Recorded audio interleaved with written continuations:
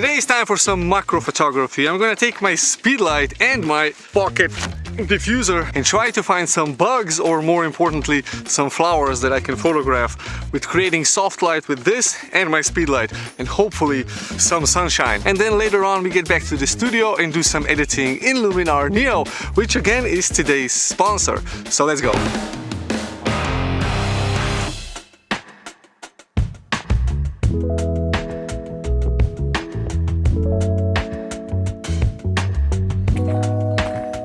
I think I will be lucky over here. I think I can find some luck with finding at least one bee or something that is going to fly onto one of these very wonderful, well, yellow flowers on a tree. Yeah, this could work. Ah, the sunshine feels so nice. Seriously.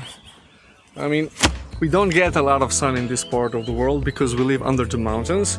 It is, however, very pretty here, but yeah, under the mountains. So, let's get cracking, shall we? So I'm shooting with f/16 all the way, and I do have a speed light, which helps a lot with that additional light that I need. I'm also trying to, photograph things that are in the shade, or I make the shade for the subject and then use this artificial light with this nice, really big diffuser to soften the light around the subject, which I'm still hoping to find, and that is something that has wings and flies, or a spider. Spiders would be nice. Yeah, wow, now this is what I would consider a macro paradise. So many subjects, seriously. Maybe a spider here and there. I'm going to have to get down and dirty for these photographs, but this one is just amazing. I mean, wow.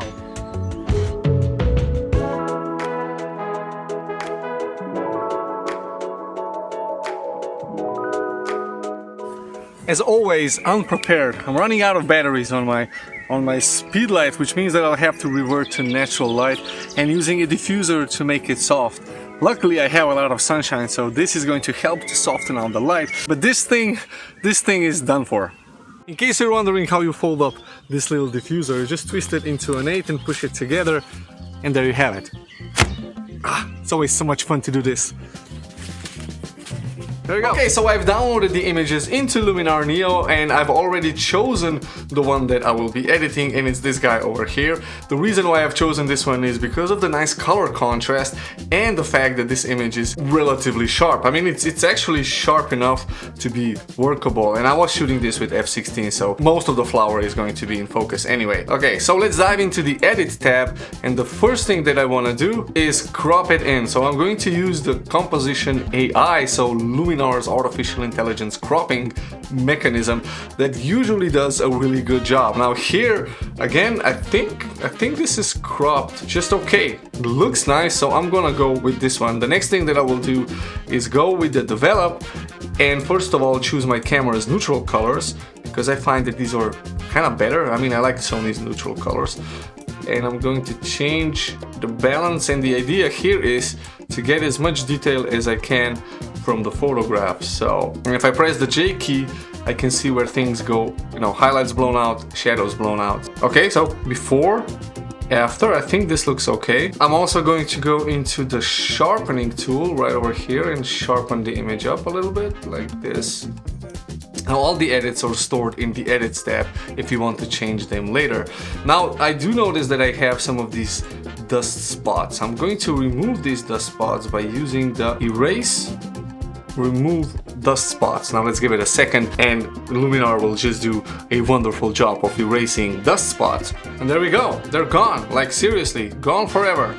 A much cleaner image. Okay, so this is a good starting point to now start editing the photograph. So the first thing I want to do is increase the structure of the area that needs to be structured and soften it out on the edge. Also add a vignette around it and maybe some light coming from this side over here.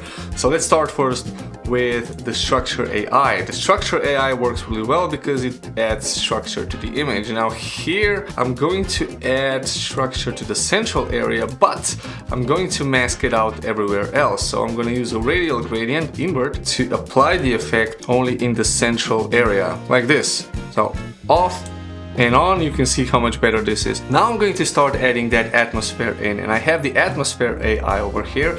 You can see if I punch it up, I'm getting fog in the distance and the subject is not being affected by the fog. But I'm gonna do this twofold. First, I'm gonna go with the haze, which adds fog in the middle.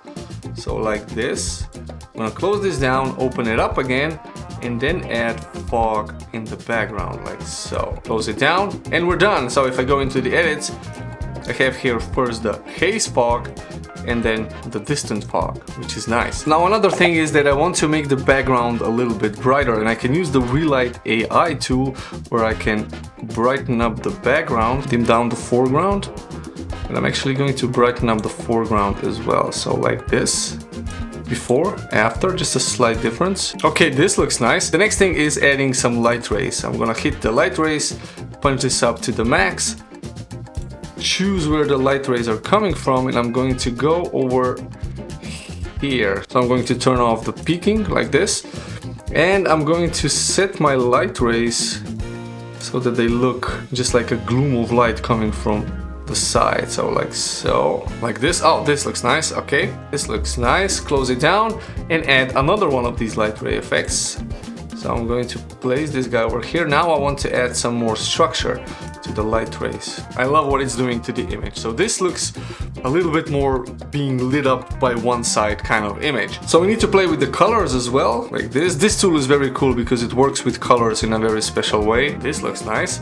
And I'm going to actually work with the colors. So the colors tab is the next one. I'm going to bump up the vibrance and remove some of the color cast. This actually makes it look like a more natural image. Like so, you can see how much this is now. It adds more separation between the different color tones, which I like really well. Now the final thing that I would do with this normal type edit is to add a vignette. So before and after. And for that glowy mystical effect, I'm going to go with mystical actually. Bump this up, you can see what this is doing. It just makes it that dreamy look, but I want to add this, but not here in the center. So I'm going to mask this out, radial gradient again. All right, now let's see the before and after. So this is what we started with.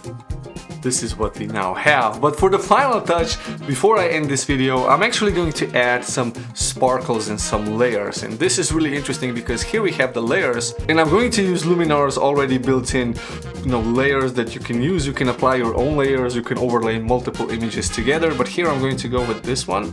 Here, of course, I'm going to go with screen because I just want to add this effect. On top, I'm going to push it like so. Bam! And there we go. Yeah, now the image before and after. And there we go. I mean, my god, such a big difference and such an easy way to do it. If you guys want to try Luminar NEO, use the link down in the description where you will get 10% off your purchase. Also hit the like button for this video, and if you have any comments or questions, leave that down in the comment section.